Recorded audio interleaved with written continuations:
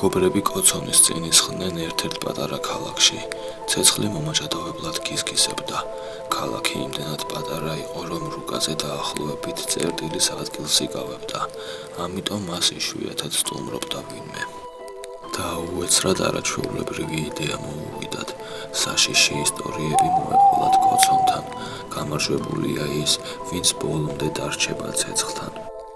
ერთ-ერთი ბიჭუნა შავებში იყო გამოწყობილი, თავზე კაპიშონი ეხურა, ისე რომ სახის მხოლოდ ნახევარი უჩანდა. მან ისტორიის მოყოლა დაიწყო. მაშასე ეს მოხდა 90-იან წლებში. მაშინ, როდესაც კანონი ადამიანებს დიდად არაშინებდათ, პოლიციელები ძირითადად ხელს ჩაიქნევდნენ ხოლმე ამა თუ იმ საქმეზე. იმ დროს ყველაფერი ნაკლებად განვითარებული იყო. სწორედ მაშინ აგორდა ჭორი ერთ-ერთ გიჟ მეცნიერზე. მასზე ბევრ რამეს ყვებოდნენ. ერთნი ამბობდნენ, რომ ის ოდესღაც საიდუმლო ლაბორატორიაში მუშაობდა. მოგვიანებით კი შეიშალა და სამსახური მიატოვა. გაქრა და სადღაც აქ ამ ტყეში დაიმალა. მიწის ქვეშ სამალავი და პატარა ლაბორატორია მოაწყო. ქალაქში მხოლოდ ღამით თუ გამოდიოდა. დანარჩენები კი ამბობდნენ, რომ ის არც არასდროს ყოფილა მეცნიერი. ის თავიდანვე აქ, ამ ქალაქში ცხოვრობდა. ქირურგი იყო. ერთხელ მან ერთი გოგონას გადარჩენა ვერ მოახერხა. ის დაიღუპა. მამამისი კი გადაირია და ქირურგს ბრალი დასდო მისი შვილის მკვლელობაში. მან ძლიერად სცემა ექიმი და როცა დაასრულა მიაძახა. ეს დასასრული არ არის, ამით ყველაფერი არ დასრულებულა. ექიმს ერთი ძაღლი ჰყავდა. ის ძალიან უყვარდა. თლადალაგებული ვერ იყო, მაგრამ ოქროს ხელები ჰქონდა და აი პირველად ვერ შეძლო ადამიანის გადარჩენა. მისთვის ეს ძალიან მძიმე დარტყმა იყო, მაგრამ სამსახური მაინც გააგრძელა. შემთხვევიდან მალევე გარდაცვლილი გოგონას მამამ შური იწია. ექიმის ძაღლი მოკლა და დაანაწევრა. თავი კი ლურსმნით პატრონის კარს მიაჭედა. მამაკაცი მალევე დაიჭირეს. ქირურგმა კი სამსახური მიატოვა და ქალაქიდან გადაიკარგა. და საერთოდ ამ მეცნიერზე ძალიან ბევრი ლეგენდაა, მაგრამ ყველა ერთ რამეზე თანხმდება. ის ღამღამობით გამოდიოდა ქალაქში, თავს უმწეოდ ასახებდა და ხალხს სთხოვდა სახლამდე მიეცილებინათ, ხოლო როგორც კი რომელიმე ბნელ კუთხეს მიუახლოვდებოდა, თავში ბლაგვს საგანს ურტყამდა და თავის ლაბორატორიაში მიათრევდა. მაგრამ ეს ყველაზე საშინელება არ არის. ყველაზე საშინელება ის არის, რასაც ის ამის შემდეგ აკეთებდა. მსხვერპლს დიდი რაოდენობით ცილის წამალს უკეთებდა და სანამ ეძინათ სხვადასხვა ცხოველების ორგანოებსა და კიდურებს უნერგავდა მათ. ვიღაცას ძაღლის ხმის იოგებს აკერებდა, ვიღაცას ხელებისა და ფეხების ნაცვლად ძაღლის თათებს და ასე შემდეგ. ერთ-ერთს კი ხორის დინგი მიაკერა სახეზე. ამბობენ, რომ იქ სადაც ექსპერიმენტებს ატარებდა, დაახლოებით 60-მდე ცხოველის ნარჩენი იპოვეს, მაგრამ ეს ყველაფერი არ არის. იქ 15-მდე ახალგაზრდას მიაგნეს კალიაში გამომწყვდეულებს.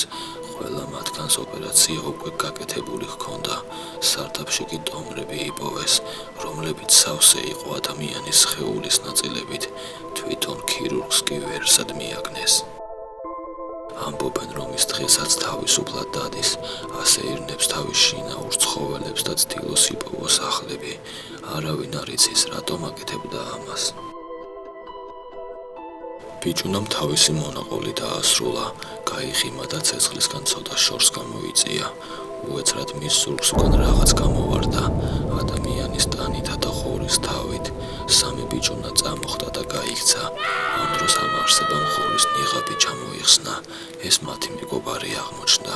ის დაინტერესდა, თუ ვინ მოიგონა ეს ისტორია. ისტორიის ავტორმა განაცხადა, რომ მას ეს ამბავი ბაბუამისმა მოუყვა. ერთ დღეს სახლში მთვრალი დაბრუნდა და მაშინ გადაუშალა გული. მსხვერპლების რაოდენობა რა თქმა უნდა გააზვიადა, მაგრამ მაინც დაახლოებით 10-მდე მაინც იყვნენ. მოხუცი ამბობდა, რომ მეცნიერი ვერ იპოვეს და ამის შემდეგ ეს ლეგენდა გავრცელდა. თუმცა სრულიად შესაძლებელი იყო, რომ მას ეს ყველაფერი უბრალოდ გამოეგონებინა. ყველანი გაჩუმდნენ და ცეცხლს მიაშტერდნენ. ღამის ტყის ხმები ამ ისტორიას განსაკუთრებულ ელფერს ზენდა. მალე ყველანი სახლისკენ გაეშურნენ. ყველას ერთი გზა ჰქონდა ტომასის გარდა, ის სხვა მხარეს წავიდა, ქალაქის ბნელ ქუჩებში მიდიოდა და იმ ისტორიაზე ფიქრობდა, რამაც ძალიან შეაშინა. უეცრად ვიღაცის ხმა მოესმა, ხმა, რომელიც მას ეძახდა. ბიჭუნა დამეხმარე. ტომასი ფიქრის გარეშე გაიქცა, მაგრამ რამდენიმე წუთში შეჩერდა. იქნებ დახმარება მართლა სჭირდება ვინმეს, იქნებ გვდება ვინმე. ფიქრობდა და სინდისი არასვენებდა. ის ხმა ისეთი საცოდავი იყო, ისეთი უმწეო. რამდენიმე წუთი გაუნձრევლად იდგა. შემდეგ გრძელი ჯოხი აიღო და იქითკენ წავიდა, საიდანაც ხმა ისმოდა. ეი შენ, დამეხმარე გთხოვ. ფანარი ჩართო და იქითკენ გაეშურა, საიდანაც ხმა ისმოდა. თან ჯოხი ჰქონდა მომარჯვებული.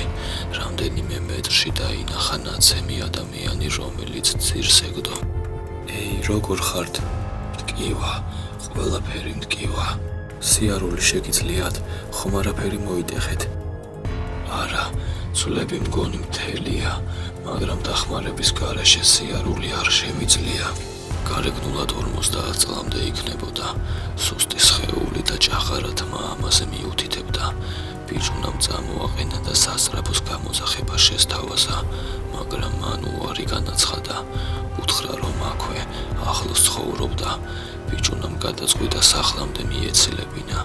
ისევ საშიში ისტორია გაახსენდა და ეჭვები ძალიან აწუხებდა, მაგრამ მამაკაც შეხედა და ეს ფიქრები მალევე დაივიწყა. აი აქ, ეს მოსახვევი და შემდეგ მარჯვნივ. ტომასმა იმ გზით წაიყვანა, საიდაც მამაკაცმა მიუთითა, მაგრამ დაინახა, რომ შემდეგი მოსახვევის ბოლოს ჩიხია. ის იყო უნდა ეკითხა ამის შესახებ, რომ მამაკაცმა თავი კედელს ძლიერად მიარწმევინა. ყველაფერი ბინდში გაეხვია. ტომასი გონს რომელიღაც ნესტიან შენობაში მოეგო. თავი და წელი ძალიან აწუხებდა. ყბა კი ისეს ტკიო და გეგონებოდათ ჩაქუჩით ჰქონდა ჩამდრეული. უეცრად ბიჭუნა მიგრძნა, რომ რაღაც უცნაურად დგას, თითქოს ძალიან დაბალია. შემდეგ მიხვდა, რომ მას ფეხზე წამოდგომა არ შეუძლია. ალბათ თავში ძლიერად ჩაარტყეს. ბიჭუნა ადგა და წინ წავიდა. გაუკვირდა, მაგრამ 4 ფეხზე საკმაოდ ადვილად დადიოდა. პირდაპირ სარკე დაინახა. სარკეში კი რაღაც საშინელება, რაღაც, რაც 4 ფეხზე იდგა და წაგრძელებული ცხვირით საკუთარ თავს უყურებდა. შიშისგან შეხდა და უნდოდა დაეყვირა, მაგრამ მისი პირიდან ძაღლის ყეფა გაისმა. უეცრად კარი გაიღო და ის მამაკაცი შემოვიდა. ხელში ძაღლის საჭმელი ეჭირა. შუქია ანთო და ნათურამ კრთალად გაანათა შენობა. ამ სარდაფში რამდენიმე სხვა ბავშვიც იყო, სხვადასხვა ცხოველის ნაწილებით. ისევე როგორც ტომასი, ისხდნენ წყნარად და თავიანთ ულუფას უყურებდნენ, თუ როდის დაუყრიდა პატრონის საჭმელს. მაშაზე, საჭმელი მიირთვით, მეგობრებო, საჭმელი მიირთვით.